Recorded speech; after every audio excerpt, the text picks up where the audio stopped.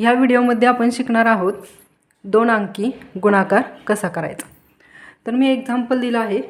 समजा हे 4 अंक आहेत, हे A B C D। तर आपल्या स्टेप्स आहेत त्या फॉलो करायच्या। पहिल्यांदा काय करायचं, D गुणिले B, D गुणिले B। सेकंड स्टेप D गुणिले A, D गुणिले A। थर्ड स्टेप C गुणिले B, C गुणिले B। आणि लास्ट स्टेप आहे C गुणिले A, C गुणिले A। जेव्हा आपण या सर्व स्टेप फॉलो करू तेव्हा आपल्याला आन्सर भेटणार आहे। तर समजा आपण एखादं उदाहरण घेतलं, 23 गुणिले 25। तर आपण समजायचं हे A आहे, B C आणि D।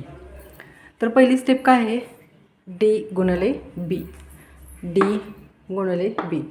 3 5 15।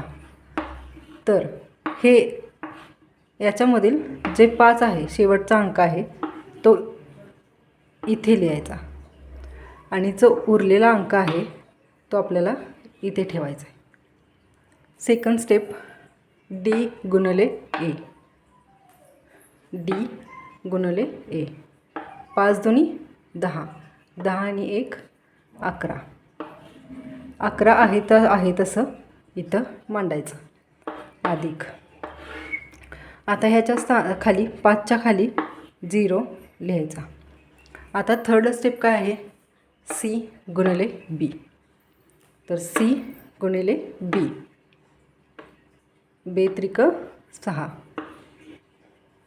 आणि लास्ट स्टेप C गुणिले A, C गुणिले A, बेदुनी 4।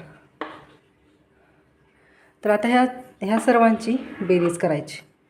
किती, 5, 6 आणि 1 7 आणि 4 आणि 5।